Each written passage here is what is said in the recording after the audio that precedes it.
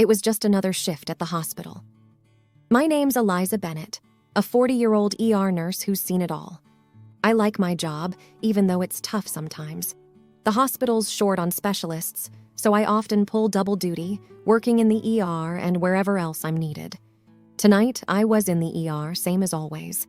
My husband, Michael, well, he's been busy building his political career, working as an assistant to the mayor. We don't talk much about my work. He's not too interested. We've been living our separate lives under the same roof, each absorbed in our own worlds. We never had kids.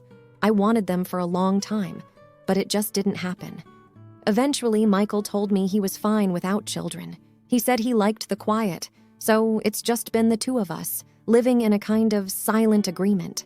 The ER was buzzing with the usual chaos, nurses and doctors rushing around, the constant beeping of machines. I was checking on a patient when I heard the ambulance siren. It was a call from a residential area, something about a sick baby. I've always had a soft spot for kids, so I volunteered to go. My colleague, John, was driving the ambulance. He's a good guy, always has a joker ready to lighten the mood. We've worked together for years. Ready for another adventure, Elisa? John asked as we hopped into the ambulance. Always, I replied with a half smile. We chatted about trivial things on the way, the weather, a new restaurant in town. It was a way to keep the tension at bay, to stay calm before facing whatever awaited us. The address led us to a fancy neighborhood, the kind where each house looked like it could be on a postcard. John whistled as we pulled up to a large, well-lit house. Someone's doing well for themselves, he commented. I just nodded, grabbing my medical bag. We were met at the door by a young woman, probably in her early 20s. She was holding a baby, and I could see the worry etched on her face. Please, help my baby. He's got a fever, and he won't stop crying, she pleaded, her voice cracking with emotion. Let's take a look, I said, trying to sound reassuring. Her mother, an older woman with kind eyes, stood by her side. I could see where the young woman got her looks. They led us into a spacious living room where I began examining the baby. I didn't know it then, but that night was going to change everything. My ordinary life was about to get a whole lot more complicated. As I examined the baby, I could tell something was wrong. He was burning up with fever and seemed to be having spasms. I needed to act fast. John, we need to cool him down now, I said urgently. John nodded, quickly understanding the situation. Got it, Eliza. I'll get some ice packs and a cool cloth. While John fetched the supplies, I turned to the young woman. I'm Eliza. What's your baby's name? She was on the verge of tears. His name is Liam. He was fine this afternoon, and then suddenly, it's okay, I said gently. We're going to take care of Liam. John came back with the ice packs and a cloth. We worked together, trying to bring down Liam's fever. The young woman, who I learned was named Sophia, and her mother watched us, anxiety written all over their faces. Is he going to be okay? Sophia's mother asked. She was trying to stay strong, but I could hear the worry in her voice. We're doing everything we can, I assured her. After a few tense minutes, Liam's fever started to come down. He stopped convulsing and began to calm. Relief washed over Sophia's face. Thank you, she whispered. We should still get him to a hospital to be checked over, I suggested. Better safe than sorry. Sophia nodded. Of course, whatever he needs. As we prepared to move Liam, the front door opened. I didn't pay it much attention until I heard a familiar voice. What's going on here? Sophia, are you okay? I froze. That voice. I'd know it anywhere. It was Michael, my husband. I turned slowly, and there he was, standing in the doorway. Our eyes met, and for a moment, time seemed to stand still. Eliza, what are you doing here? Michael's voice was a mix of surprise and something else. Fear, maybe. I could ask you the same question. I said, my voice steady despite the storm of emotions inside me. Sophia looked from Michael to me and back again. You two know each other? Michael opened his mouth, then closed it. He looked like a deer caught in headlights. Eliza is my wife, he finally managed to say. I confirmed, yes, I am his wife. The room went silent. Sophia's eyes widened, and her mother let out a gasp. I could feel John's eyes on me, full of questions. Your wife? Sophia's voice was barely a whisper. She looked at Michael, hurt and confusion written all over her face. Michael didn't answer. He just stood there, looking like he wished the ground would swallow him up. In that moment, I realized my ordinary life was over. Everything had changed, and there was no going back. The room was thick with tension. I couldn't believe Michael was here, in this house, with Sophia and her baby. I felt like I was in some kind of bad dream. Sophia was the first to break the silence. Michael, why is she calling you her husband? Michael finally spoke, his voice barely above a whisper. Sophia, I can explain. Explain? Sophia's voice rose. Explain why my baby's nurse is claiming to be your wife. I could feel everyone's eyes on me, waiting for my response. I took a deep breath. Because I am his wife. We've been married for 10 years. Sophia's face crumpled. But you told me you were divorced. Michael ran a hand through his hair, looking desperate. I know, and I'm sorry. I was going to tell you, You just what? Sophia's mother cut in, her voice sharp. Lied to my daughter, to us. John, who had been silent until now, spoke up. Maybe we should give you some space to talk this out. I nodded, grateful for his intervention. Yes, we should go. Liam's stable, but he still needs to be seen at the hospital. As John and I started to move Liam's carrier, the front door opened again. Another surprise. This time, an older man walked in. I recognized him immediately. Mayor Thomas Harrington, Michael's boss. What's all this commotion? The mayor asked, looking around the room. Sophia rushed to him. Dad, this is complicated. The mayor's eyes landed on Michael. Michael, what's going on? Before Michael could respond, Sophia blurted out, Michael's married, Dad, and he lied to me about it. The mayor's expression turned from confusion to anger. Married? Is this true, Michael?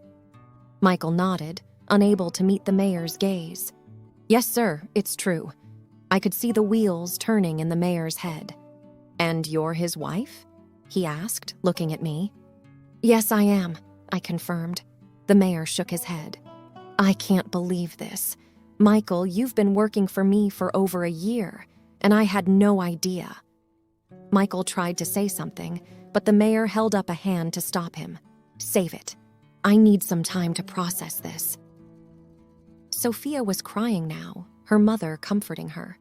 The mayor looked at his daughter and granddaughter with a mixture of sadness and anger.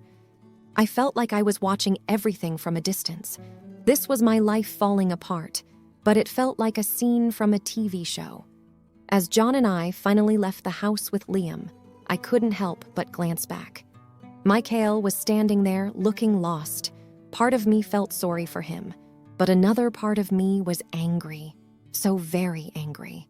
I had no idea what was going to happen next. All I knew was that my ordinary life was gone, replaced by something much messier and more complicated. After dropping Liam off at the hospital and making sure he was in good hands, I couldn't stop thinking about everything that had happened. I needed answers. I needed to talk to Michael. I drove home, my mind racing. When I got there, Michael's car was in the driveway. I took a deep breath and went inside. Michael was sitting at the kitchen table, looking like he hadn't moved since he got home. He looked up when I came in, his expression a mix of guilt and fear. Eliza, He started, but trailed off. I sat down across from him. I want to know everything, Michael. How long has this been going on? Why did you lie to her? To me? Michael took a deep breath. It started a year ago, at a work event. I met Sophia and we hit it off. I know I should have told her the truth, but I saw an opportunity. Opportunity? I couldn't hide the hurt in my voice. With her being the mayor's daughter, I thought... He paused, struggling to find the words. I thought it could help my career. I felt like I'd been punched in the stomach. So, our marriage, our life together, it meant nothing to you? It's not like that, Eliza. I do care about you, but I felt stuck. I thought I needed more. And a baby. Did you plan that too? My voice was rising now, anger mixing with the hurt. No, that was an accident. But when Sophia told me, I thought maybe it could all work out. I could have this new life. A new life? I couldn't believe what I was hearing. And what about our life? What about me? Michael looked down, unable to meet my eyes. I don't know. I thought maybe we could get a divorce, and it would be better for both of us. So, you were just going to leave me? After 10 years? I was going to talk to you about it. I just needed to figure things out first. I shook my head, feeling a mix of sadness and disbelief. You were going to leave me and marry her, weren't you? Michael didn't answer, but he didn't need to. I knew the truth. I can't believe this, I said, my voice barely above a whisper. I can't believe you would do this to me. I'm sorry, Eliza. I never meant to hurt you. Sorry doesn't fix this, Michael. You've lied to me, to Sophia, to everyone, and now everything's falling apart. Michael looked like he wanted to say more, but I stood up. I need some time to think, to figure out what I'm going to do. As I walked away, I could feel Michael's eyes on me, but I didn't look back. My mind was a whirlwind of emotions, but one thing was clear. Everything had changed, and there was no going back. The next few days were a blur. I went to work, but my mind was elsewhere. Michael tried to talk to me, but I couldn't deal with it. Not yet. Then, one evening, I found myself at Sophia's doorstep. I needed to talk to her, to understand her side of the story. I rang the bell, and after a moment, she opened the door. Eliza? Sophia looked surprised to see me. I think we need to talk, I said. She hesitated, but then nodded, stepping aside to let me in.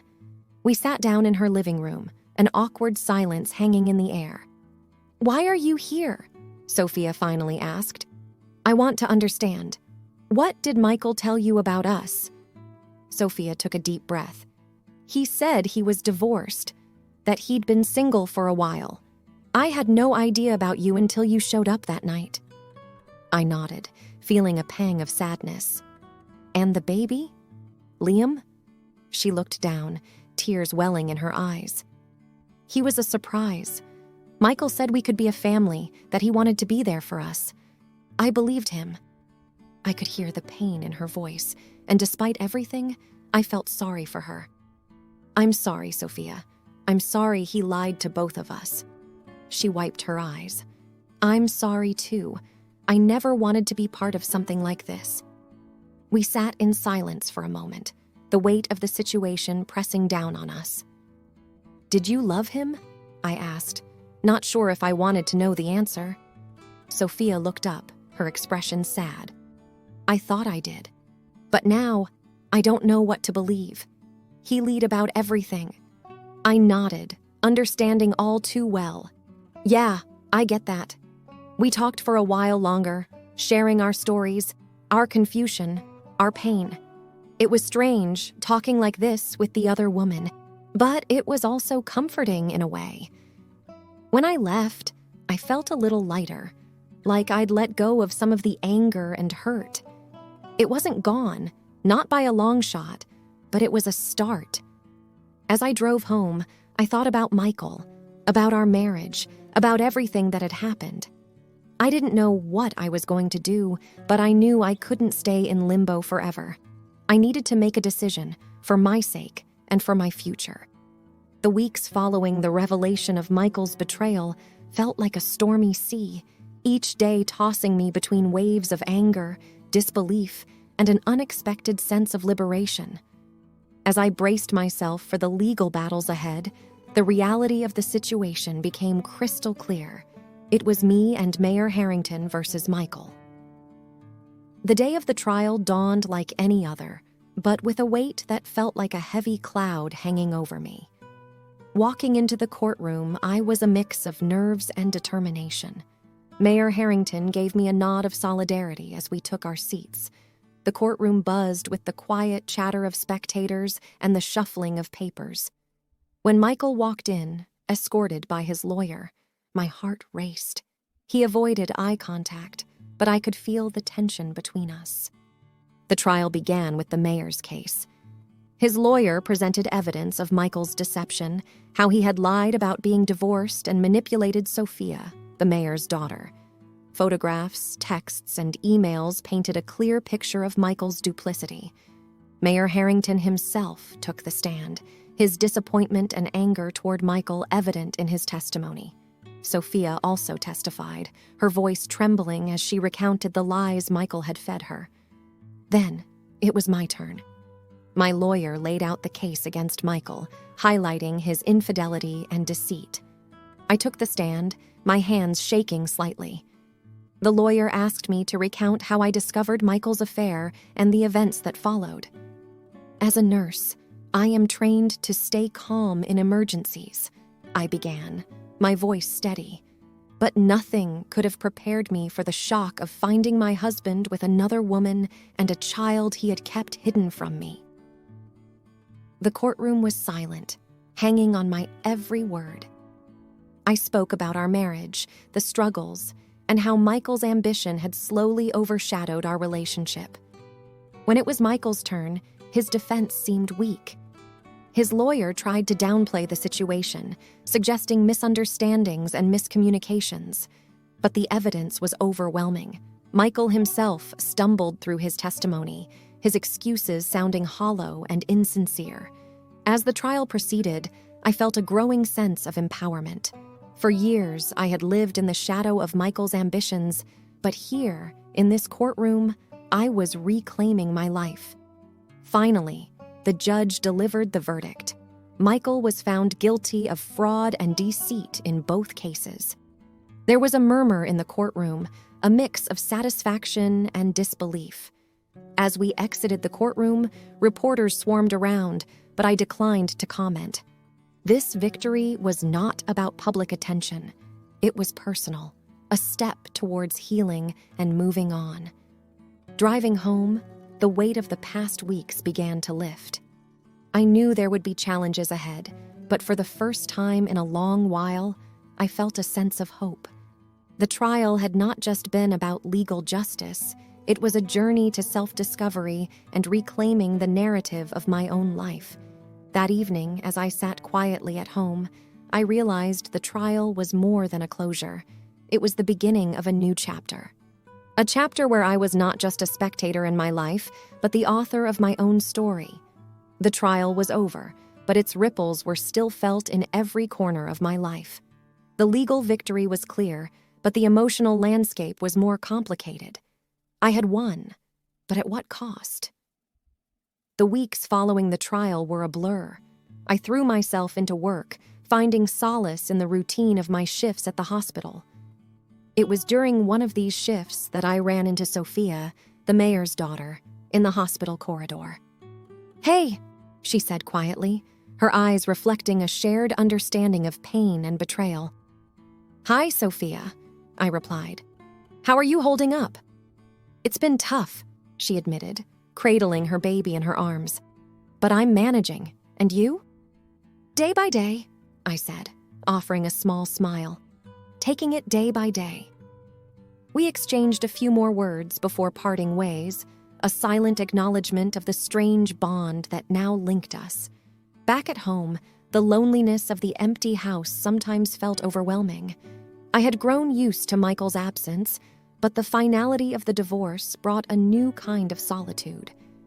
It was during these quiet moments that I would often find myself reflecting on the past, on the choices I had made, and the ones that had been made for me.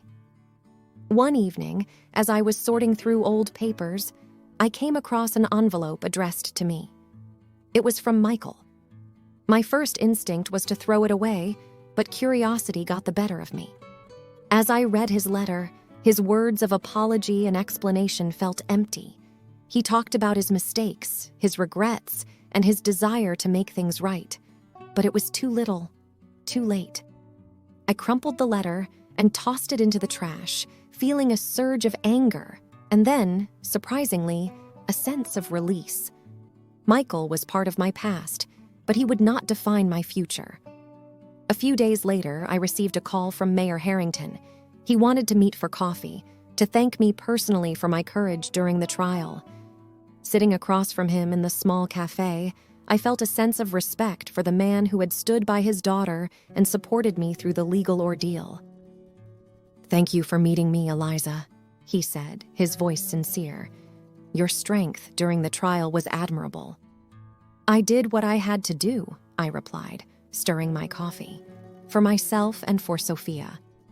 I want you to know that the City Council is here to support you," he continued. "If there's anything you need, don't hesitate to reach out." I nodded, appreciative of his offer, but determined to stand on my own 2 feet. As I walked back home, I realized that the aftermath of the trial was not just about picking up the pieces, it was about building something new. My marriage to Michael had ended, but my life was still very much in progress. In the following weeks, I made a conscious decision to focus on myself. I reconnected with old friends, took up new hobbies, and even began considering furthering my education in nursing. The journey was not easy. There were days of doubt and moments of loneliness. But there was also a newfound sense of freedom and possibility. I was no longer tied to Mikhail's ambitions or his betrayals. I was my own person, with my own path to forge. As I look back on that tumultuous time, I realize that the aftermath was not just about recovering from a betrayal. It was about rediscovering who I was and what I wanted out of life. It was about learning to stand alone, not as a victim, but as a survivor, ready to face whatever the future might hold. Everything he wears has a brand name. They seem to think that wearing expensive things was a status symbol. By the way, my husband was the only one in the family who was not interested in such things. He buys second-hand clothes on the internet and works them to the point that he thinks they already worth the original price. So when I met my in-laws for the first time, they had personalities and tastes that I couldn't imagine from my husband. I even wondered if my husband was adopted. It seems that the reason why my husband lived alone for so long was that he didn't share the same values as the rest of his family members. He started living alone as soon as he entered college because they thought that being rich is the justice. When they met me and my parents for the first time, I had a very bad impression of them. My father runs a small factory. As soon as they found out, my in-laws and sister-in-law made fun of him. He runs a factory, and yes, he might be a president, but a factory with a name I've never heard of must be poor for sure. A big bank where I work would never give him a loan. To speak in such an abusive manner, even though this was the first time we met, I questioned the character of my in-laws. I would have been furious if my husband had not apologized to me in advance. My parents had also been briefed by my husband on the situation, so my parents were calm even when my in-laws made fun of us. Well, it's true that we run a small business, but thankfully we're able to continue working. We're able to pay our employees' salaries. I wonder how many employees you have. Oh, by the way, I heard Nancy has an older brother. Oh, our son is working today. He can't come back here, so he can't join us. Is he on a business trip or something? Does your brother work for a decent company? Our son works for my company. When my father said that, the in-laws all laughed at once. You mean it's a family business? A family that can't even take a day off must not be running the business very well. They kept saying terrible things about my family. My husband repeatedly told them to cut the crap, but they wouldn't listen to him at all. So my husband forced them to call it a day. That's why I don't have a good image of my in-laws, and they're making fun of my family too. To be honest, some people might cancel the marriage if something like this happened, but I love my husband more than that, so I decided to marry him. As long as I don't get involved with my in-laws, we can live peacefully and happily. In fact, my husband doesn't like his family either, and I was quite angry at them for making fun of my family, so we didn't go to my in-laws unless we really needed to. But about a year after we got married, I guess they got tired of us not showing up at all. They started to force us to get involved with them. My mother-in-law and sister-in-law came to our house often. They said whatever they wanted to say. Matthew doesn't come home at all, just means trying to stop him from going, isn't she? I'm sure she is, because she would be so jealous of our lives. Well, I don't blame you, we have a different standard of living than the poor, but I hope you will at least have a baby soon. If you don't produce an heir, she's really just a scumbag wife who wants to make a fortune. My mother-in-law and sister-in-law were there for a short time from when I came home from work until my husband came home. I get home early because I have a job that basically allows me to leave on time, but my husband has to work overtime, so he usually gets home a little before 9 p.m. So within about 3 hours, my mother-in-law and sister-in-law would come over to pick on me. Matthew works for a good company, you should live in a nicer house. My husband and I think it's big enough for us, so not your husband but you, right? Don't impose your values on Matthew. There is a lot of plain stuff in the fridge. Don't look in the fridge without permission. You don't have caviar, fine, mines.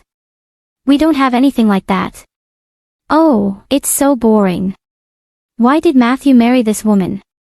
A poor, well-seeking, boring woman is a rarity. You could say that, but if you try to touch your money even a little bit, you'll be sorry. It will erase you from society. My mother-in-law and sister-in-law would make fun of me, threaten me, ridicule me, and then leave.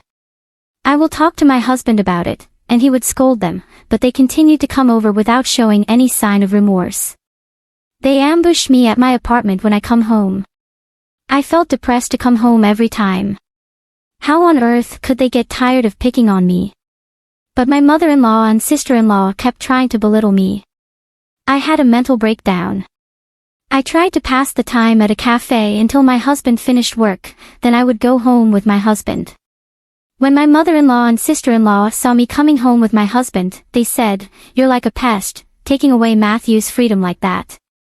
It's actually more disgusting that they waited outside for 3 hours and tried to urbanize me. My husband was so disgusted that he even went so far as to ask my father-in-law for help. My husband talked to my father-in-law, but he is just like my mother-in-law.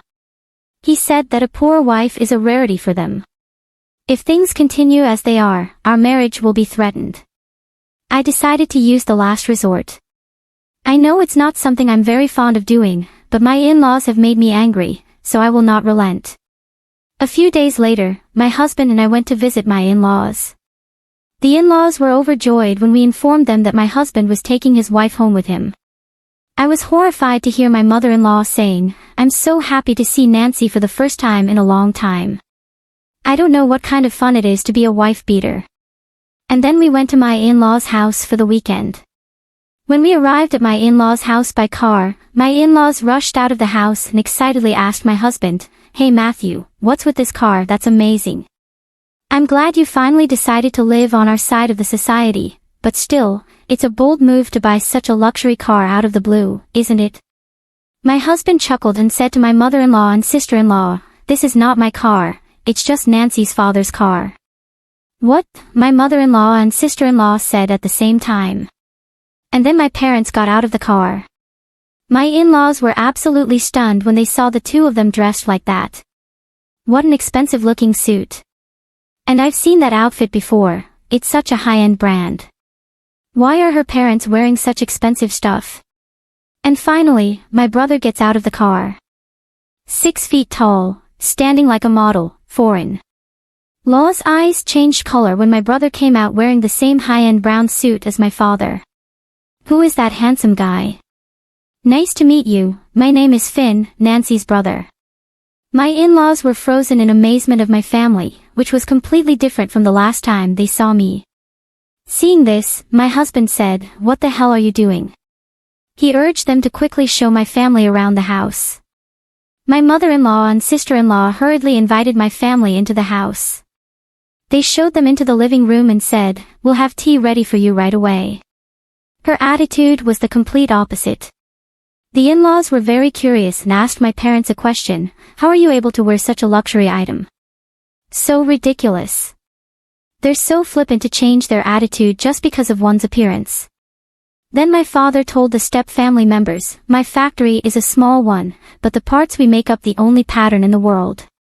We receive orders from large Japanese companies as well as foreign companies." My father's answer made the members of my family-in-law's faces turn blue. My mother-in-law and sister-in-law started to be nice to me. My father-in-law was silent the whole time and didn't say a single word. And my sister-in-law was very interested in my brother and talked to him a lot. "What kind of work do you do at your father's company?"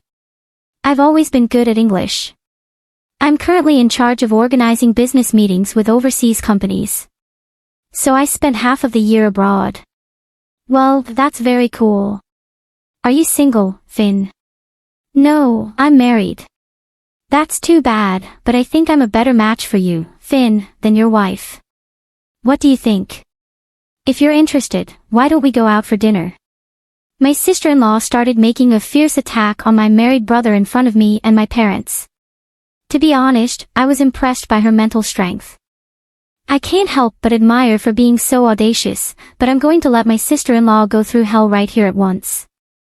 My brother looked at me and nodded. "Are you kidding me, Finn? You're a funny girl. I mean, are you seriously saying that you're more desirable than my wife? My wife is a former model, highly educated, and the daughter of the president of a famous company. You're lower than her, no matter how you look at it. It's funny how half-rich people miss just their position, isn't it? I don't say anything bad about you, so you should know your size and follow a solid path." My brother's words all hit the spot, and my sister-in-law was in a groggy state on the verge of fainting. She was so shocked that she could no longer speak. And finally, my father turned to my step-family. "I don't really care how wealthy the other family is. Money is certainly important, but you can't measure a person's worth by money alone.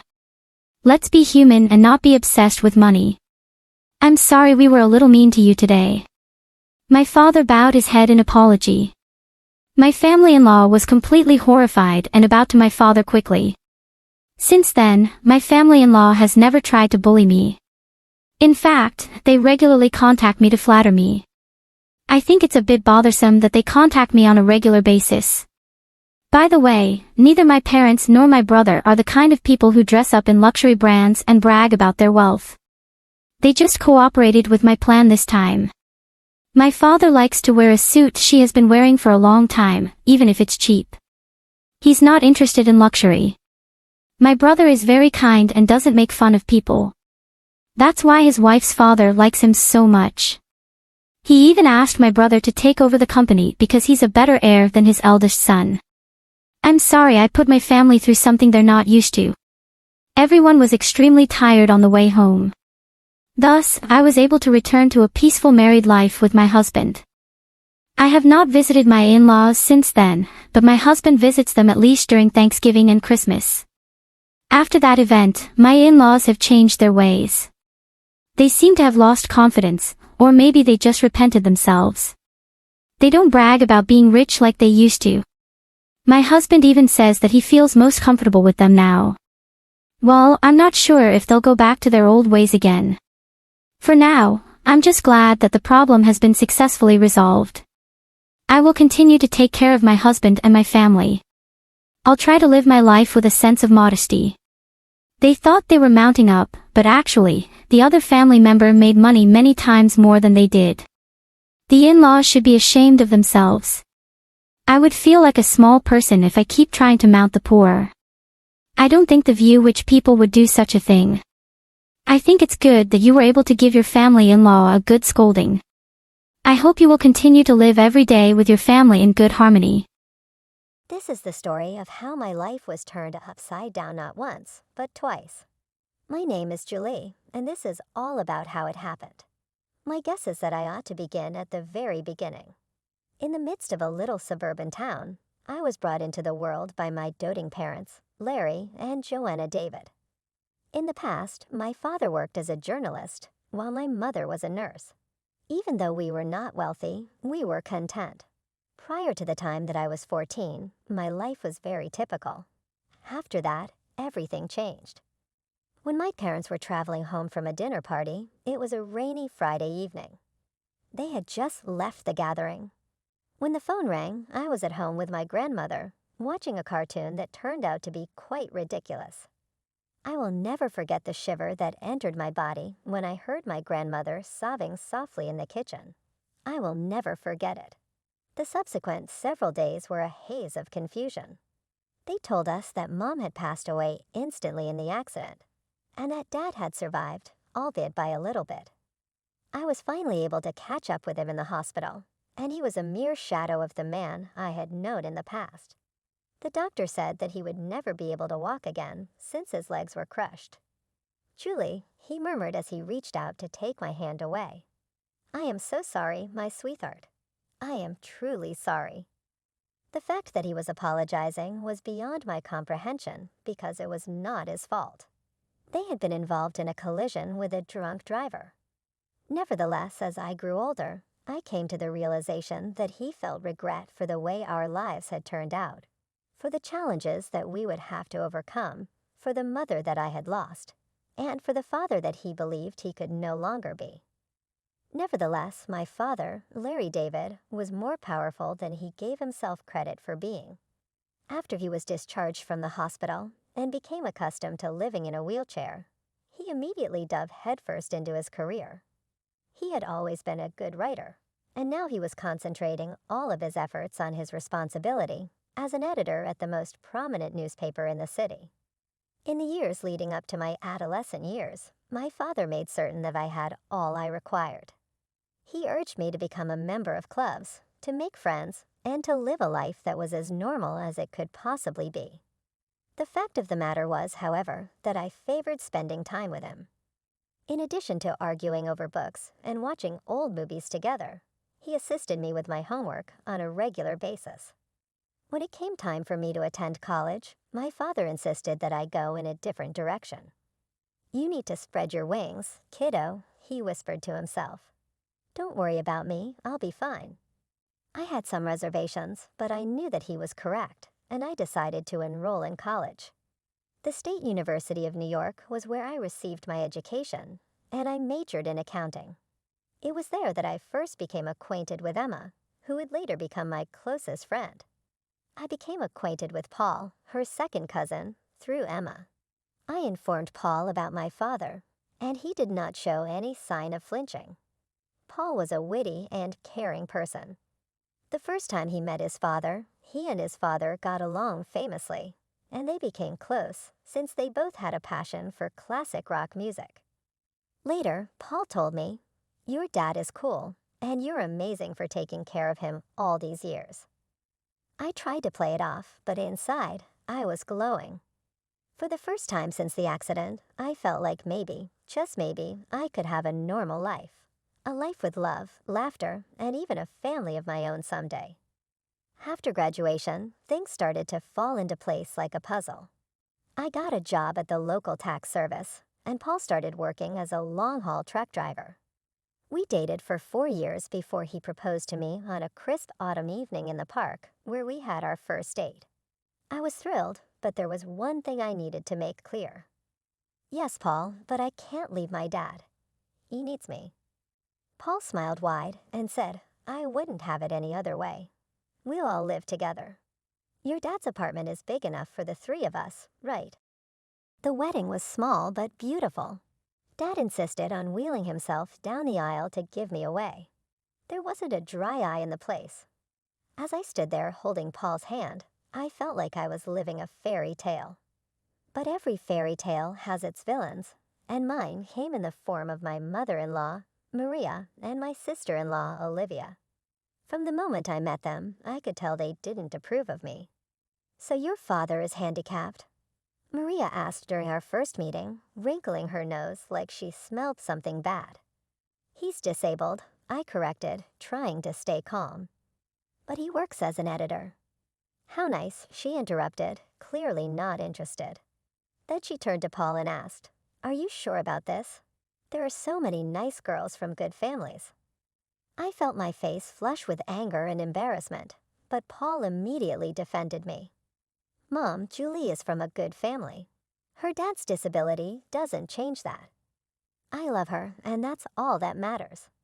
That shut Maria up, but I could still see the disapproval in her eyes. Olivia, following her mother's lead, was just as cold towards me. After the wedding, true to his word, Paul moved in with Dad and me, and our life settled into a comfortable routine. I'd go to work at the tax office while Paul was on the road for days at a time. When he was home, we'd all have dinner together. But whenever Maria and Olivia visited, the atmosphere in our home changed. They acted like they owned the place, barely acknowledging Dad's presence. Once I overheard Maria whispering to Olivia, "It's a shame. Paul could have done so much better. Now he's stuck with this girl and her crippled father. What if they have children? Can you imagine the genes?" I was furious, but I kept quiet for Paul's sake. I tried to keep the peace, but it was getting harder and harder. One evening, after a particularly tense visit from Maria and Olivia, I broke down in tears. Paul found me in our bedroom, crying. Hey, he said, pulling me into his arms. "What's wrong?" "Your mom and sister," I sobbed. "They hate me. They think I'm not good enough for you because of Dad." Paul's face hardened. "That's ridiculous. You and your dad are my family now. If they can't accept that, it's their problem, not ours." His words comforted me, but I couldn't shake the feeling that this was just the beginning of our troubles with Maria and Olivia. As the months went by, Paul's trucking business began to grow. He was always on the road, traveling across the country in his big rig. I missed him terribly when he was gone, but I focused on my work at the tax office and spent my evenings keeping Dad company. One crisp autumn evening, as I was helping Dad into bed, Paul called. His voice crackled with excitement over the phone. "Julie, I've been thinking," he said. "How would you feel about buying a townhouse?" I liked the idea more and more as he talked. It would be easier for your dad to move around in a wheelchair. He could spend more time outside. Plus, you could have a garden, something to keep you busy when I'm on the road. I glanced at Dad, who was pretending not to be listening.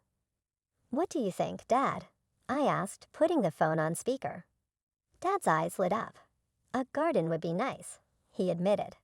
"And it would be easier to get outside." That settled it. Over the next few weeks, we threw ourselves into house hunting. We finally found the perfect place.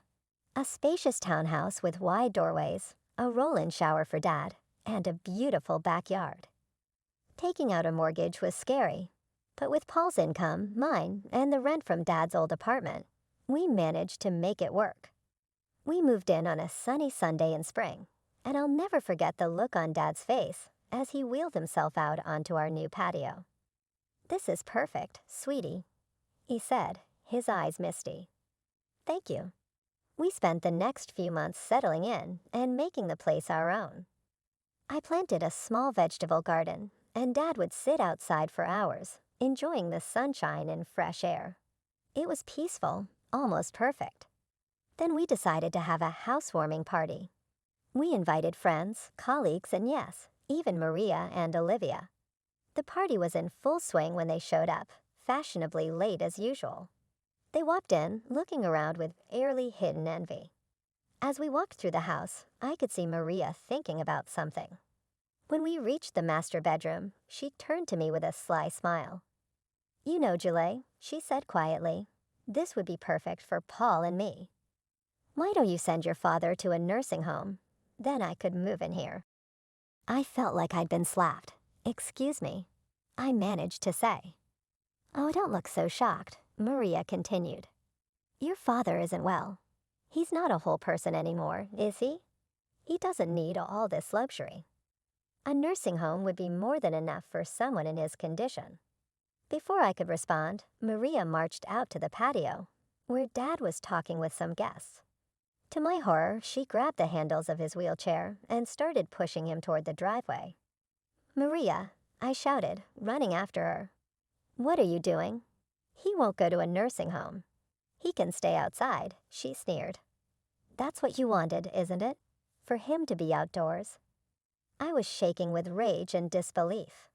Thankfully, Paul heard the commotion and came running.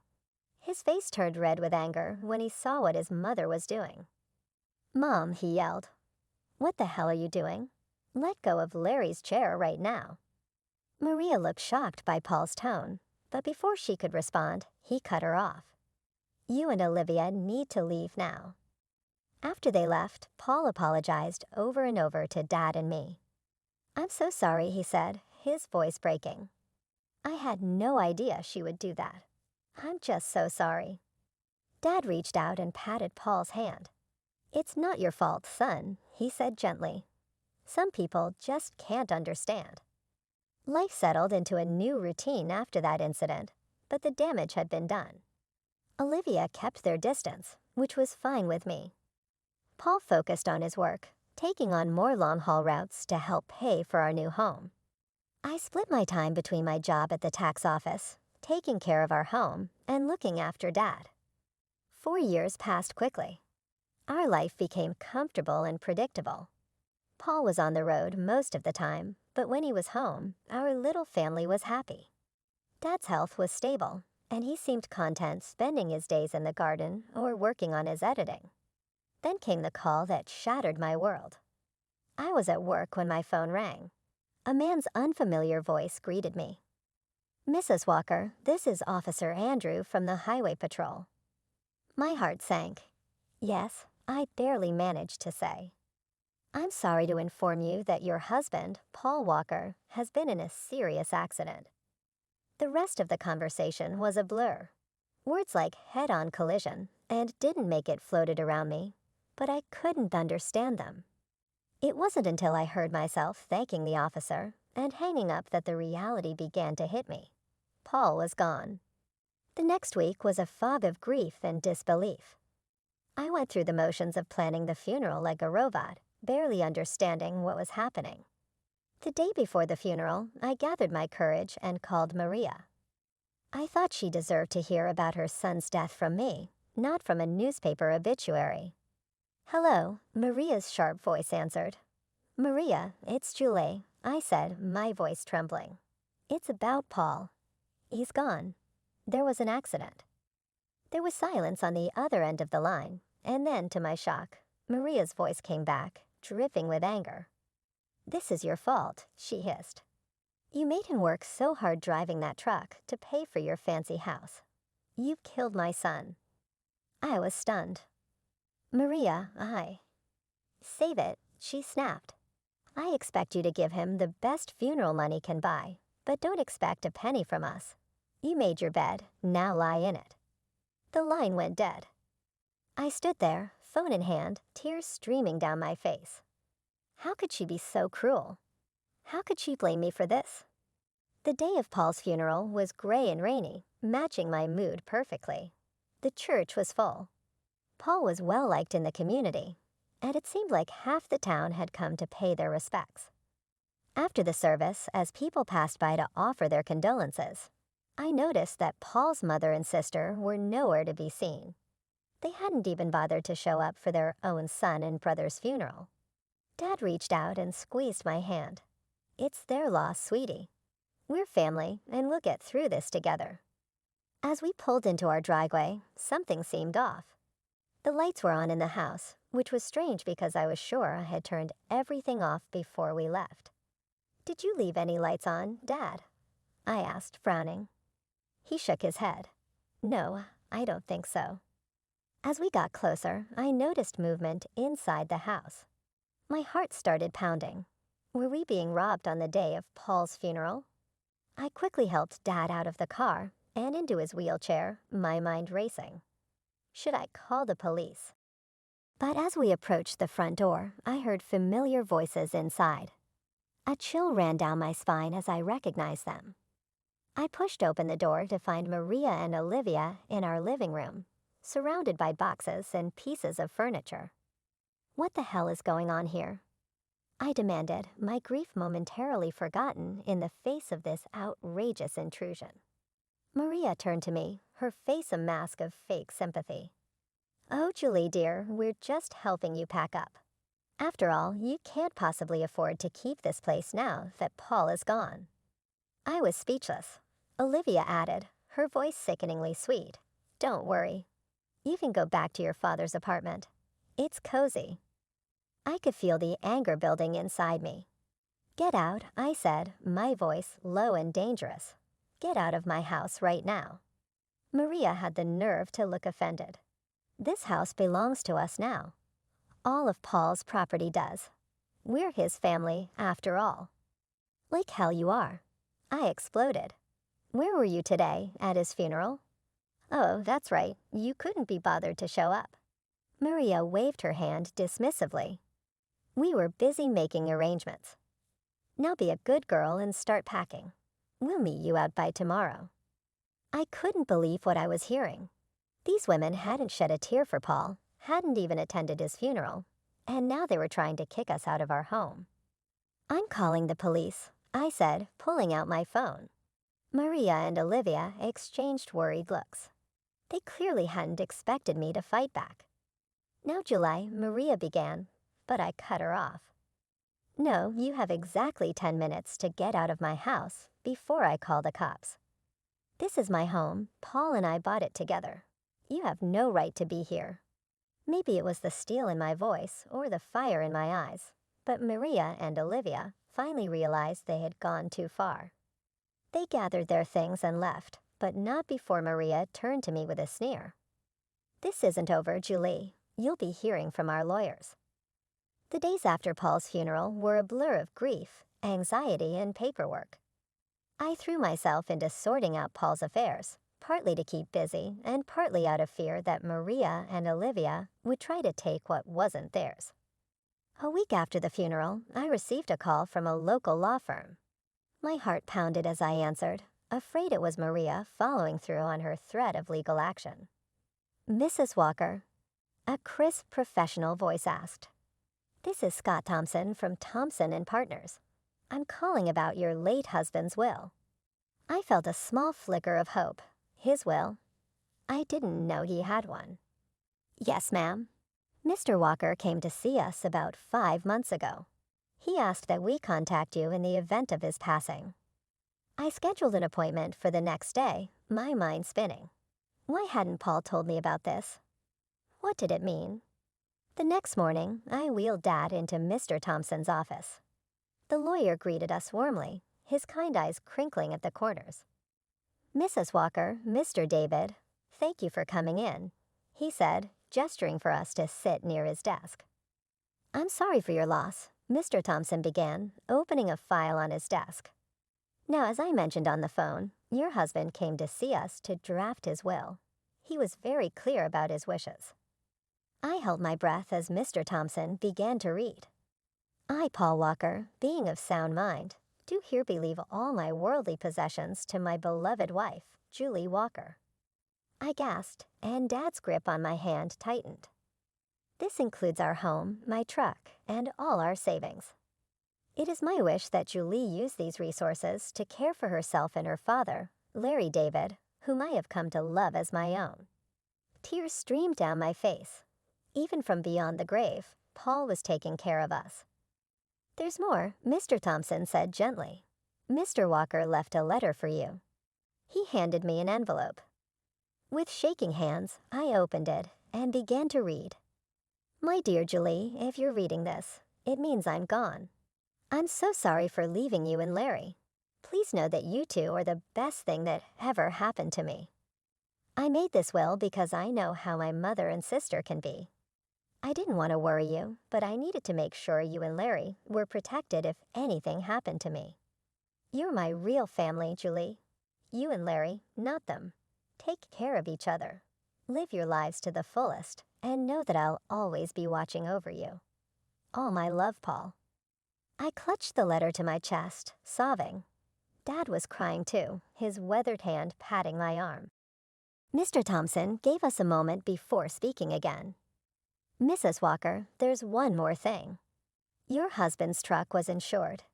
Given the circumstances of the accident, the insurance company will be paying out the full value of the policy. I looked up, sniffling, and asked, "What does that mean?" Mr. Thompson gave me a small smile. "It means you'll be receiving a large sum of money, enough to pay off your mortgage and more." As we left the lawyer's office, I felt like a weight had been lifted from my shoulders. We were going to be okay. Paul had made sure of it. As we pulled into our driveway, I noticed a familiar car parked on the street. My heart sank as I recognized Maria's sleek sedan. "Oh no," I muttered. "What now?" Sure enough, Maria and Olivia were waiting on our front porch. But this time, I wasn't afraid. I had Paul's letter in my pocket and the strength of his love in my heart. "Julie," Maria began as we approached, her voice sickly sweet, "we need to talk about Paul's estate." I stood tall, looking her straight in the eye. "No, Maria, we don't. Paul left everything to me. It's all legal and official. Do you want to know why? Because we were his real family, not you. Now please leave. You're trespassing on my property." For once, Maria was speechless. Olivia tugged at her arm, whispering urgently. With one last venomous glare, they got in their car and drove away. The weeks after our meeting with the lawyer were busy. I threw myself into settling Paul's affairs, grateful for the distraction from my grief. The insurance payout came through, and just as Mr. Thompson had said, it was enough to pay off our mortgage with plenty left over. One afternoon, as I was going through Paul's desk, I found a small notebook. Curious, I opened it and saw pages filled with his messy handwriting. It was a journal of sorts, full of his thoughts and plans for our future. "Want to make sure they have the best start in life," one entry read. My heart clenched. We had talked about having children someday, but had decided to wait until we were more financially stable. Now, reading Paul's private hopes and dreams, I felt a fresh wave of grief wash over me. "Oh, Paul," I whispered, holding the notebook close. We had so many plans. That night, I tossed and turned, unable to sleep. My mind kept drifting to the journal, to the future we'd never have. When I finally drifted off, I dreamed of Paul. He was smiling, holding out his hand to me. "It's okay, Julie," he said in my dream. "Everything's going to be all right." I woke up the next morning feeling different. I couldn't quite figure out what it was, but something had changed.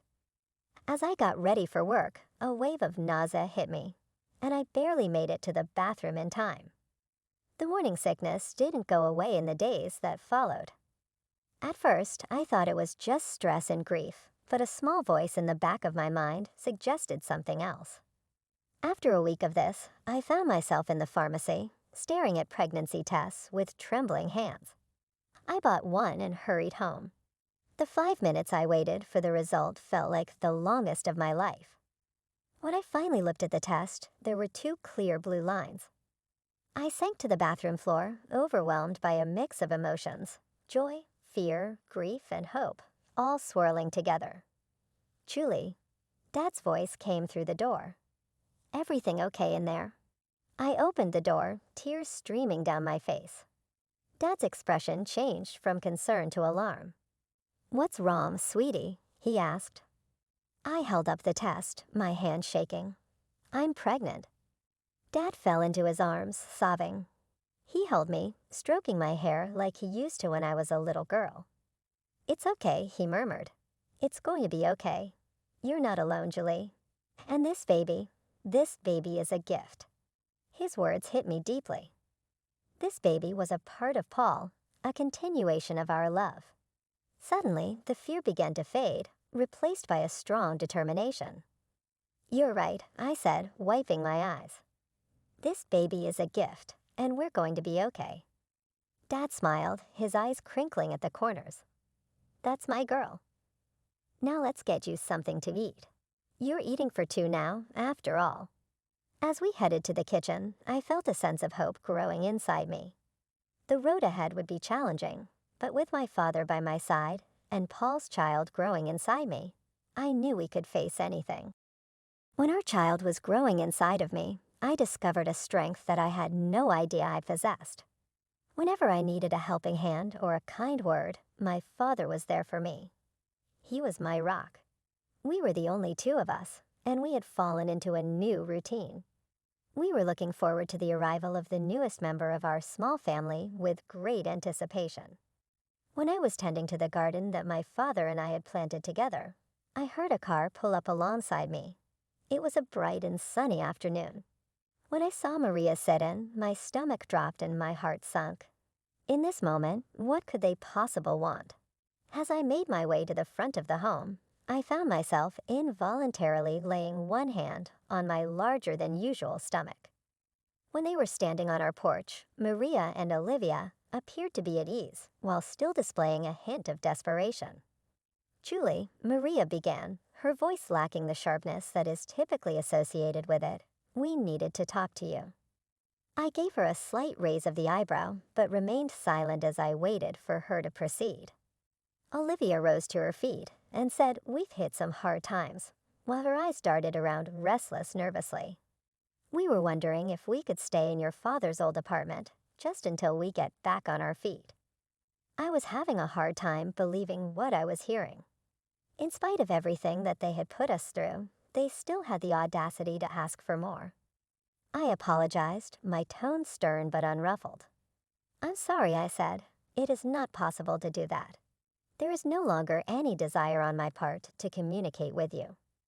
As Maria took notice of my growing belly, her brows focused in concentration. She was so shocked and disgusted that her face contorted. Her voice spewed out, "You're pregnant. Already. You teeny tiny prostitute. You.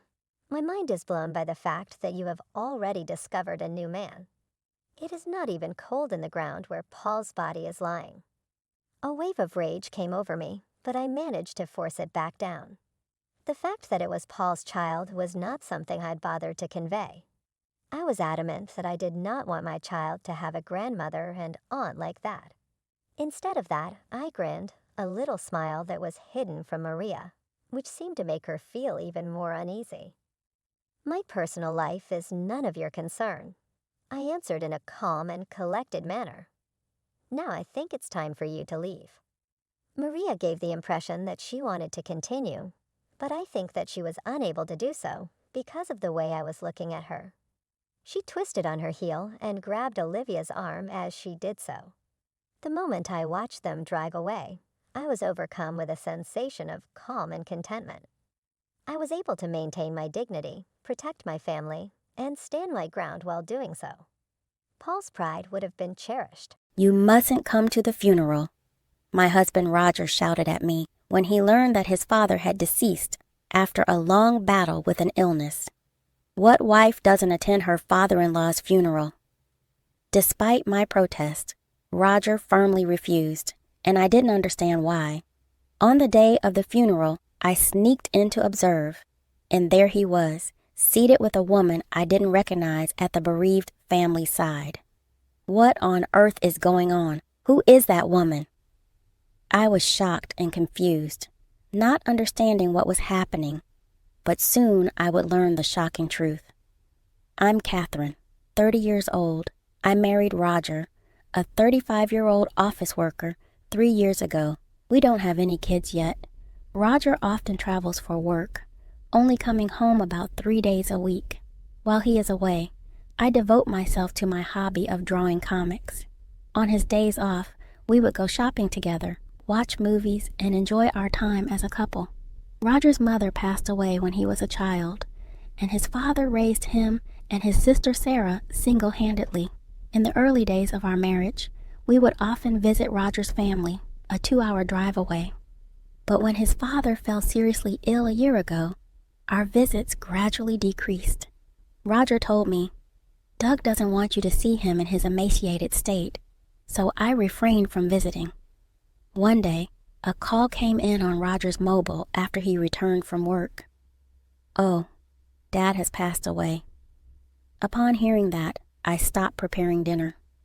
Roger sighed deeply after hanging up. "Was that real? Did you hear that?" "Oh, his condition seems to have worsened suddenly." The one who contacted him was his Uncle Terry. The events leading up to Roger's father passing happened in a flash, and Uncle Terry didn't even have time to call Roger. The funeral would be held the day after tomorrow. Roger seemed quite flustered due to the sudden news. As I was watching him with concern, I softly spoke, but his response was unexpected. "I'll come with you to the funeral." "No, you absolutely can't come." "Huh, why? It's obvious that I should go, right?" "Shut up. Just listen to what I say and keep your mouth shut." Roger stormed off to his room, hastily packing his suit and change of clothes. "But why? Can you tell me why?" "Shut up. I'm going to stay at my parents' house until the funeral is over. Just remember, you must not come to the funeral." "Wait, hold on a minute." Ignoring my panic, my husband Roger left the house. It's only natural for a wife to attend her father-in-law's funeral. Then why isn't it okay for me to go? I was left feeling frustrated and confused. Unable to let it go, I decided to ask about the location of my father-in-law's funeral. I called my sister-in-law, Sarah, whom I don't usually keep in touch with, but she seemed oddly distant. "How come you know about our father's death, Catherine?" "I heard it from Roger." It's surprising that he has contacted you already." Sarah seemed really puzzled, and for some reason, our conversation wasn't aligning well. But I had no time to worry about that. Roger told me not to come, but I really wanted to attend the funeral. "I appreciate your sentiment, Catherine, but it might be best for you not to come." "Why? My father-in-law passed away, right? I want to say my final goodbye, please." After my persistent pleading, there was a moment of silence before she responded. "All right, but keep this a secret from Roger, okay?" Sarah gave me the location and time of the funeral, but she said, "Please arrive later than the start time and take a seat where you won't be noticed." I couldn't quite understand why I was being treated this way, but I was able to take bereavement leave from work and decided to go to the funeral. On the day of my father-in-law's funeral, as instructed by Sarah, I arrived a bit late at the funeral venue. To my surprise, there was an unfamiliar woman sitting next to my husband Roger in the seat of the chief mourner. Who is she? Why is she sitting next to my husband? In a state of confusion and not knowing what was going on, I quietly took a seat in the farthest row back. Then I overheard the people in the seat in front whispering, "Is that woman Roger's new wife, Lucy?" Poor Roger. His previous wife apparently handed him divorce papers and just left. I could hear voices whispering not only about Roger's new wife, but also about me. There were rumors speculating about me having an affair or being in debt. The shock was so great that I lost all strength, and my heart began to race. I never filed for divorce, and we've never even discussed separation. What does this remarriage mean? I couldn't catch up with the situation, but from the rumors, I understood that the woman sitting next to my husband was his new wife. She looked to be in her early 20s and occasionally caressed her belly, which was visibly swollen even under her loose funeral attire. When it was my turn to pay my respects, I stood up. In the previously quiet venue, murmurs started to buzz. She really had the nerve to show up. What an insensitive woman, I heard as I slowly approached the row where my husband was seated. When my husband Roger caught my eye, his face turned ashen, and he looked visibly shaken. But his new wife seemed oblivious to his distress. Having finished paying my respects at the funeral, I swiftly left the funeral home to head to the city hall, escaping his piercing gaze. There, I took out my copy of the family register where it was written, "Deregistration," indicating that our divorce had taken place 5 months ago. With my hands trembling in fury, my mind went blank. How could he dare to secretly file for divorce and remarry? I will never forget this. I gritted my teeth, resolved to take revenge on my husband. Even after a few days, Roger never returned home, nor was there any communication from him. Didn't he say he would stay at his parents' house until the funeral was over? I was filled with a desire to confront him, but I chose not to contact him. waiting to see what his next move would be. Why on earth would he secretly file for divorce and remarry while living with me and keeping it a secret? There must be something else going on here. As I thought back on Roger's past actions, one by one, I noticed something and quickly switched on my computer. I remembered seeing him typing away at a blog on his computer in the middle of the night. Going through his history, I discovered a blog titled Roger the Dragon King's Wild Diary. There were no pictures of Roger's face, but there were pictures of his car in our home, so I knew without a doubt that it was his. As I read each article he had posted, the details of what he had been planning were written out, and my body heated up with surging anger. Ah, that's it, I thought. With a brilliant scheme in mind to get back at Roger, I called my sister-in-law Sarah and another individual. Preparing meticulously, I couldn't help but look forward to seeing the expression on Roger's face on the day of the operation. I was standing in front of the house Roger shared with his new wife, Lucy. After a while, a delivery truck pulled up, and the delivery man began unloading packages. Lucy came out of the house, and began exclaiming at the entrance, "What the hell is this? Whose packages are these?" "Hey, darling," she called out. "Huh? What's going on?" Called by Lucy, Roger emerged, his eyes bulging as he looked at the multitude of cardboard boxes that had been delivered. "Who's it from?" As he leaned in to see the sender's name, he abruptly began acting suspiciously, spreading his arms to hide the packages. Well, of course he would, I thought. After all, with the sender labeled as ex-wife, there was no way he could keep his cool. Seeing this, Lucy raised her voice. "Ex-wife? What do you mean by that? I've heard nothing about this." Roger didn't respond to her, but quickly paid the delivery fee of $200. When he did, he locked eyes with me, hiding in the shadows of a nearby lamppost. "Hey, you, what are you doing here?" "I got your address from your sister, Sarah," I replied. I turned to Lucy, who was watching our exchange with a puzzled look, and gave her a warm smile. "Nice to meet you, Lucy. I'm Catherine, the ex-wife of Roger, who sent you these packages. Sorry to surprise you. He unilaterally filed for divorce 5 months ago without telling me." When I showed her our marriage certificate, she seemed a bit taken aback. But then she invited me in, saying we shouldn't cause a scene outside. Once inside the living room, I ignored my trembling husband sitting next to Lucy and began to speak. "Lucy, when did you start dating Roger?" "About a year ago. He said he was single. I can't believe it." "Interesting. So he deceives both you and me." "Come on, don't say such horrible things." "Ha, it's just a simple misunderstanding, isn't it?" I was speechless at my husband's nonchalant laughter and his utter lack of remorse. "It's unacceptable that you filed for divorce without my consent. I'm suing you for $30,000 in alimony. You've been cheating, so it's only fair, right?" "Why? Why should I have to pay that?" While my husband was fuming with anger, Lucy, on the other hand, seemed quite calm. "Well, don't be so stingy.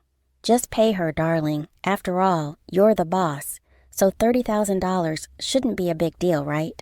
Hearing that, I couldn't help but burst out laughing. Lucy looked at me, puzzled by my reaction. "Who's the boss?" "Roger's been lying about that too, Lucy. He's just an ordinary office worker." "Who? What? Roger, what's going on?" As Lucy confronted him, my husband, beads of sweat appearing on his forehead, began to make excuses. "Lucy, I'm sorry for lying, but when my father died, I came into a large sum of money. His stupidity left me with nothing to do but laugh bitterly."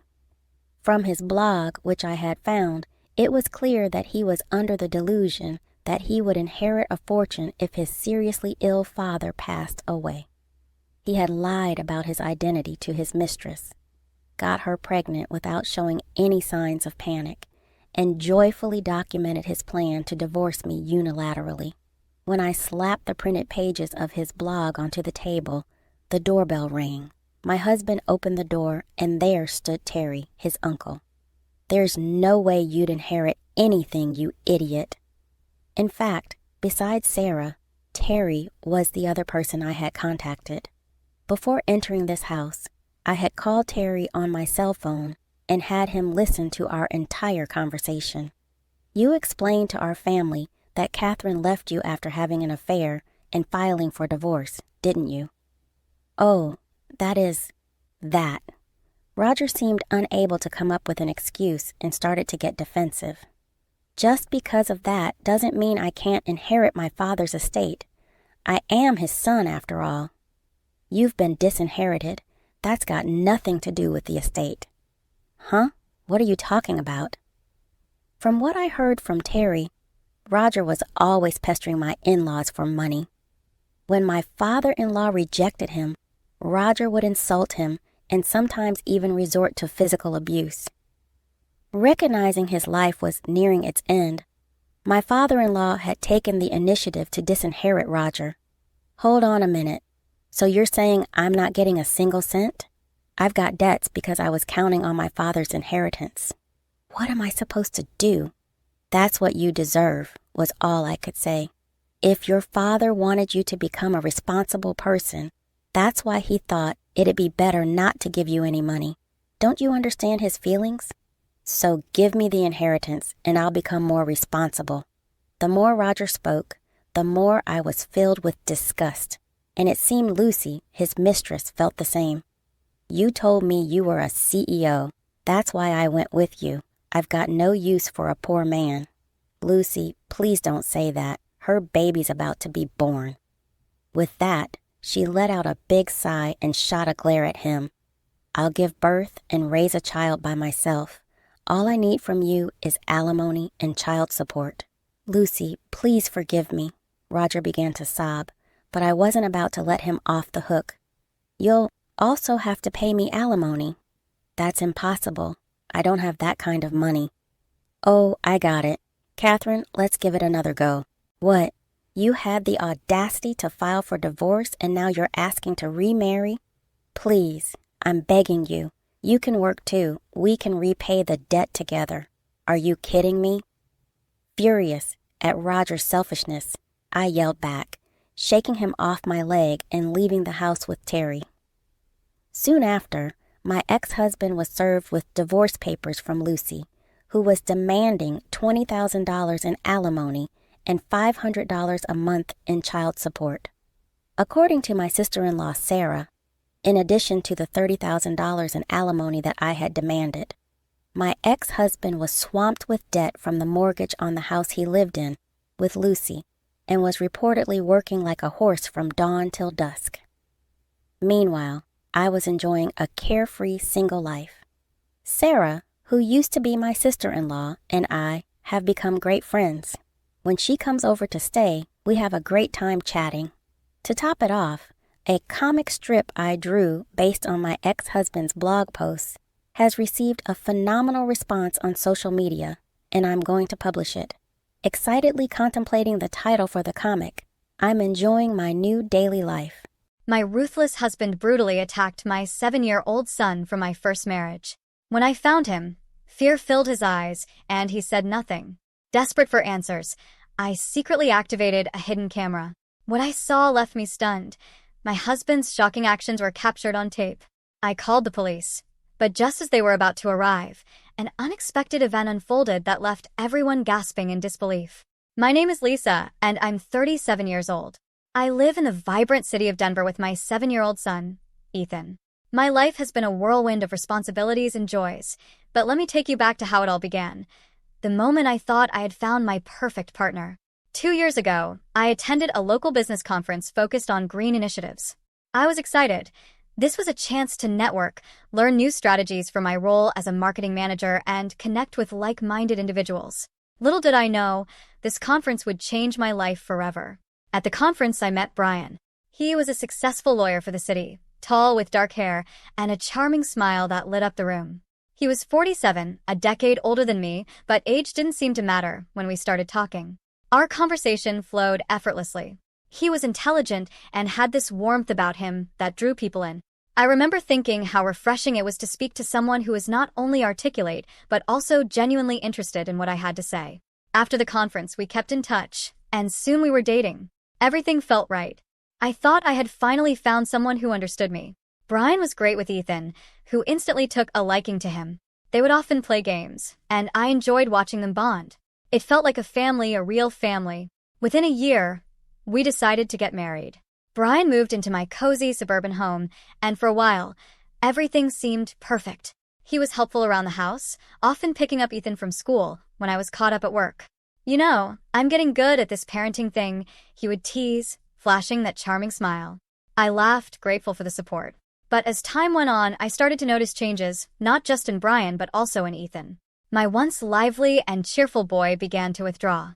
He was no longer the giggling child I knew. Instead, he grew quiet and distant, avoiding eye contact and retreating into his own little world.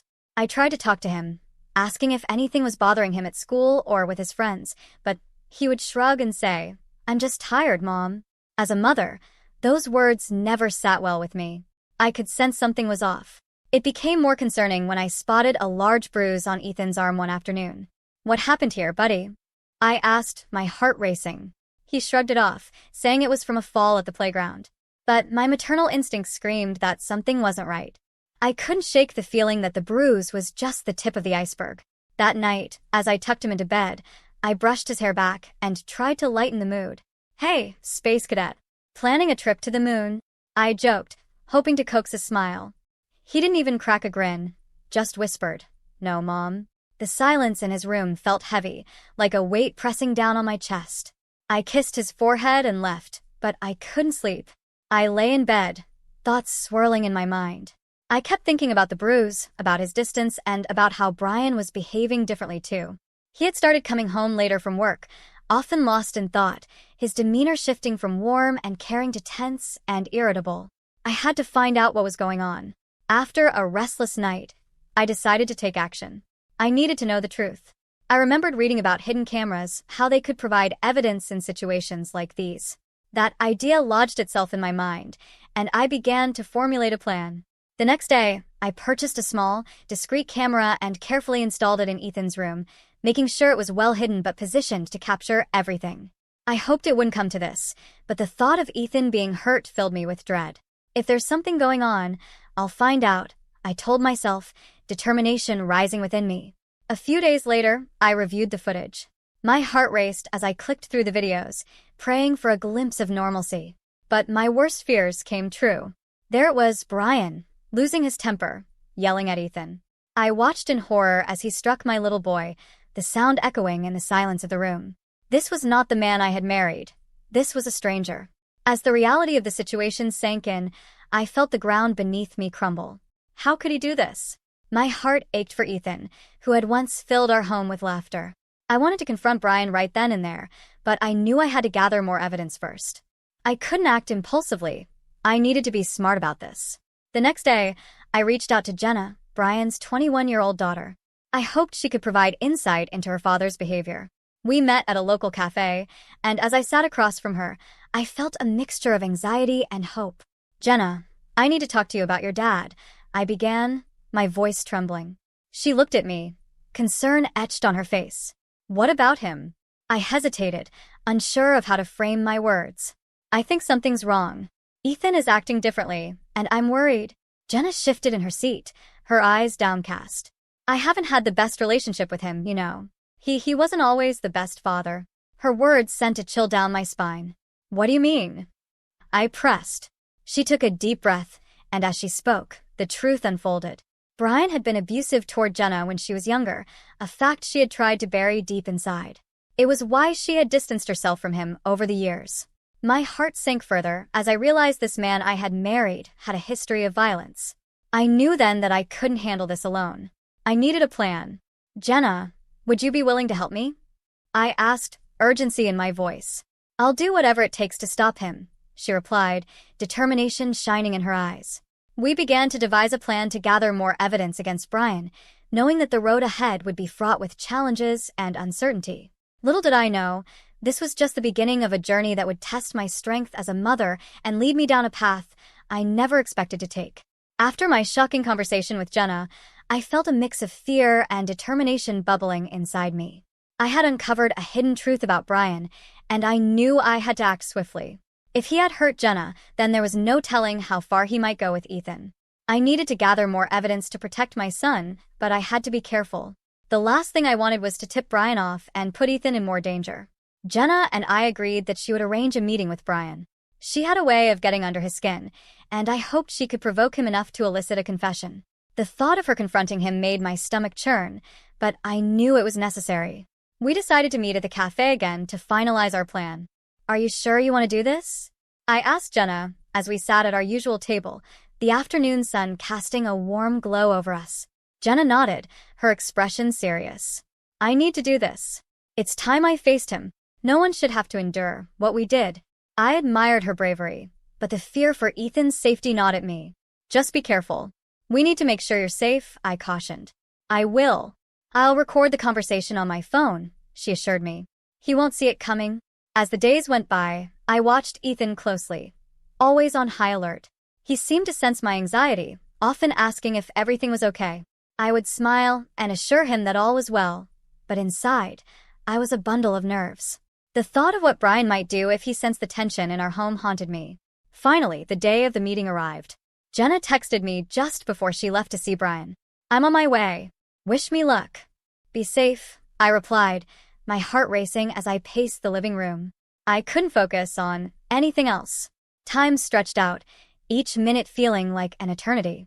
I kept replaying the possibilities in my mind. What if Brian got angry? What if he turned violent? An hour later, I received a text from Jenna. "I got him to talk. I'll come over now." My heart pounded in my chest as I waited for her to arrive. When Jenna finally walked through the door, she looked shaken but determined. "I got it," she said, pulling out her phone. He admitted it. Relief washed over me, but it was quickly replaced by a sense of dread. "What did he say?" I asked, my voice trembling. Jenna played the recording, and as Brian's voice filled the room, I felt sick. "You were too weak, Jenna. I had to show you discipline. And Ethan? He needs to learn respect. Sometimes, tough love is the only way." Listening to those words made my blood run cold. I couldn't believe I had let this man into our lives. "We have to go to the police with this," I said, my voice steadying with newfound resolve. "I agree, but we need more evidence." "One recording may not be enough," Jenna replied, her eyes bright with determination. I nodded, realizing she was right. "I'll keep the camera in Ethan's room and monitor it closely. We need to capture anything else that might happen." That night, as I tucked Ethan into bed, I couldn't shake the sense of unease. "Do you feel safe, buddy?" I asked, brushing his hair back. He looked up at me, those big brown eyes filled with innocence. "Of course, Mom. Why wouldn't I?" I forced a smile, but inside, I was a storm of worry. I kissed his forehead and left the room, my heart heavy with the knowledge of what was happening beneath our roof. Over the next few days, I kept the camera rolling, checking the footage daily. My stomach twisted with each viewing, hoping for a glimpse of normalcy, but instead, I was met with more of Brian's explosive anger. He would come home late, often already in a foul mood, and I would hear him yelling at Ethan for minor mistakes, like not cleaning up his toys or leaving the bathroom light on. I was horrified. How could he treat my sweet boy this way? I whispered to myself as I replayed the recordings. One evening, after another episode of Brian's fury, I decided to confront him. "We need to talk," I said firmly, my heart racing. Brian looked up from his paper, surprise crossing his face. "About what?" "About how you're treating Ethan. He's just a child," I exclaimed, trying to keep my voice steady. His expression hardened. "You're overreacting, Lisa. Kids need discipline. They need to understand consequences." "No. This isn't discipline, it's abuse." I shot back, feeling the heat rise in my chest. He stood up, towering over me. "You don't know what you're talking about. I'm doing what's best for him." The argument escalated, and I could feel the air between us crackle with tension. I had to stay strong for Ethan. "I won't let you hurt him anymore. I'll go to the police if I have to." Brian's eyes darkened, and I saw a flicker of something dangerous there. "You really think that will end well for you?" he warned, his voice low and menacing. I stepped back, suddenly afraid. "I'll protect my son," I declared, though doubt crept into my mind. That night, as I lay in bed, I thought about what I had said. I was determined to protect Ethan, no matter the cost. The camera kept rolling, and I would do whatever it took to ensure my son's safety. The tension in our home was palpable, and I knew I was on a collision course with the man I had once loved. As the night wore on, I couldn't shake the feeling that the storm was only just beginning. The days following my confrontation with Brian were filled with a heavy tension that seemed to suffocate our home. I kept the camera rolling, hoping to catch anything that would prove his abusive behavior. Each time I checked the footage, dread clawed at my insides. The man I once thought I knew had become a stranger, someone I feared might truly harm my child. Ethan remained blissfully unaware of the storm brewing around us. He continued to be his sweet, curious self, asking questions about the world and drawing pictures of superheroes. I admired his resilience, but I could see glimpses of unease in his eyes when Brian was around. It broke my heart. One evening, as I prepared dinner, I heard the front door slam. My heart raced. Brian was home early. I quickly glanced at the camera feed on my phone, seeing him storm into the living room. The tension was palpable, and I knew something was about to happen. Ethan, playing with his toys on the floor, looked up at Brian, his face lighting up for a brief moment. "Dad, look at what I made," he said, holding up a crumpled paper rocket. Instead of encouragement, Brian's face twisted in annoyance. "What is that mess? Don't you know how to clean up after yourself?" he snapped, his voice sharp. I felt a surge of anger. How could he talk to Ethan that way? I wanted to rush in, but I knew I needed to gather more evidence. So, I stood frozen in the kitchen, watching the scene unfold through the camera. Ethan's smile faded, and he dropped the rocket. "I'm sorry, Dad. I was just trying to have fun," he said quietly. Brian's eyes darkened. "Fun? You think this is fun? You need to learn some respect," he shouted, his face reddening with rage. In that moment, I couldn't take it anymore. I stormed into the living room, adrenaline surging through my veins. "Brian, stop. He's just a child," I shouted, my voice rising above his. He turned to me, surprise flickering across his face before morphing into anger. "Stay out of this, Lisa. You have no idea what you're talking about. Enough. You need to treat him with love, not anger," I pleaded, stepping between Brian and Ethan. "Love? This kid needs discipline. You're making him weak," he spat back, his fists clenched at his sides.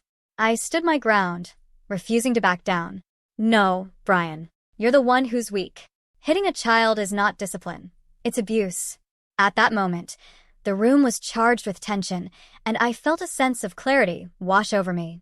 I couldn't let him continue this way. "I'm taking this to the police," I declared, my voice steady despite the fear coursing through me. Brian laughed, a cold, bitter sound that sent chills down my spine. "You really think that will end well for you? You'll regret this, Lisa." My heart raced as I realized the danger I was putting myself and Ethan in. "I'm protecting my son, Brian. That's all that matters." He stepped closer, his eyes narrowing. "You'll regret this decision. You think you're the victim here? You don't know what you're asking for." Just then, Ethan, sensing the rising tension, tugged at my shirt. "Mom, I'm scared," he whispered, his small voice trembling. I knelt down, wrapping my arms around him. "It's okay, sweetheart. You're safe," I reassured him, but inside I was terrified. I could feel the walls closing in, and I knew I had to act quickly.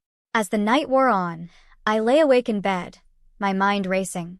Brian's threats echoed in my head. I couldn't let fear dictate my actions. I had to protect Ethan at all costs. The next morning, I made a decision. I would gather the recordings and evidence I had collected over the past weeks and go to the police. I couldn't let Brian's abuse go unchecked any longer. When Ethan woke up, I hugged him tightly, determined to shield him from the darkness that loomed over us. "I love you, buddy. Remember that, no matter what happens," I whispered, kissing the top of his head. As I prepared to confront the police, I felt a mix of fear and hope. This was the moment I had been waiting for, but it was also the moment I feared most. Would they believe me? Would they protect Ethan? With my heart pounding, I gathered the recordings, my resolve hardening. I was ready to fight for my son, ready to face the monster I had once called my husband. The journey ahead would be fraught with challenges, but I knew I had to be brave. For Ethan's sake, I had to uncover the truth, no matter the cost. The day I decided to go to the police felt like stepping into a storm. My heart pounded in my chest as I held the recordings tightly in my hands, each one a painful reminder of what Brian had done to Ethan. I took a deep breath, reminding myself that I was doing this to protect my son. He needed me to be brave, and I wouldn't let him down. As I drove to the police station, the streets of Denver felt unfamiliar, almost surreal. I could hardly concentrate on the road, my mind swirling with doubt and fear. What if they didn't believe me? What if Brian found out? But I pushed those thoughts aside. I had to focus on Ethan. I had to do this for him. When I arrived, I parked the car and sat for a moment, staring at the building. The reality of my situation sank in. I was about to report my husband for child abuse. I felt like I was stepping into a new world, one filled with uncertainty, but also with hope. Taking a deep breath, I entered the police station, my heart racing. I approached the front desk, trying to project confidence even as my hands trembled. "I need to report child abuse," I said, my voice steady despite the turmoil inside me. The officer looked up, concern evident on his face. "Of course, ma'am. Let me take you to an interview room." He led me down a corridor, and as I walked, I felt the weight of my decision pressing down on me. This was it, the moment I had been waiting for, yet it felt monumental. In the interview room, I sat across from a detective named Officer Ramirez. She had a kind demeanor, which put me slightly at ease. "Can you tell me what's been happening?" she asked, her voice gentle but firm. I began recounting everything: the bruises on Ethan's arms, the recordings of Brian's anger, and Jenna's revelations about her own past with him. As I spoke, I felt the fear begin to lift, replaced by a sense of empowerment. "I have recordings," I said, my voice gaining strength. "I captured him losing his temper, hitting my son." Officer Ramirez nodded, her expression serious. "We need to see those recordings, Lisa. They could be crucial evidence." I handed over my phone, my hands shaking as she reviewed the footage. Watching the expressions on her face, disbelief, anger, and finally, determination, filled me with a sense of relief. "This is very serious," she said, her voice steady. "We're going to take this very seriously." After what felt like hours, I left the police station, my heart racing. I had done it. I had taken the first step toward protecting Ethan. Now, all I could do was wait and hope for the best. The days that followed were a blur of emotions. The police launched an investigation, interviewing Ethan and gathering evidence. Brian was unaware of what was happening, and I felt an odd sense of peace knowing that he was still in the dark. Then came the day I had both anticipated and dreaded. Brian was called in for questioning. I watched from a distance, my stomach churning. Would he try to manipulate the situation? Would he lie his way out of it? When the police finally called me in to discuss their findings, I held my breath. "We've gathered enough evidence to charge him with child abuse," Officer Ramirez informed me, her tone serious but reassuring. "We'll be filing charges soon." A wave of relief washed over me. Finally, I felt like I could breathe. The truth was out, and Brian would have to face the consequences of his actions. As the legal proceedings unfolded, I stood firm. Jenna testified about her experiences, adding weight to the case against Brian. I spoke passionately about the recordings, detailing the fear I had for Ethan. Finally, the day of the verdict arrived. I sat in the courtroom, my heart racing as the judge announced, "We find the defendant, Brian, guilty of child abuse." Tears filled my eyes. I had fought so hard for my son, and finally, justice had been served. Brian was sentenced to prison, and as he was led away, I felt a mix of emotions: relief, sadness, and a newfound strength. With Brian gone, Ethan and I began to rebuild our lives. We moved into a cozy new apartment, free from the shadows of the past.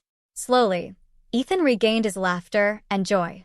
I watched as he made new friends and found comfort in his art, creating colorful drawings filled with superheroes and adventure. Jenna also became a significant part of our lives, visiting often.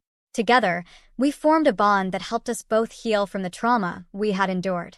Reflecting on our journey, I realized that love is a powerful force. My love for Ethan had driven me to confront the darkness, to uncover the truth, and to fight for justice. Together, we emerged stronger, ready to embrace the future, hand in hand. As I watched Ethan play one sunny afternoon, I smiled, knowing that we were free and that I would always protect him, no matter what. We were finally free, and the road ahead was bright with possibility.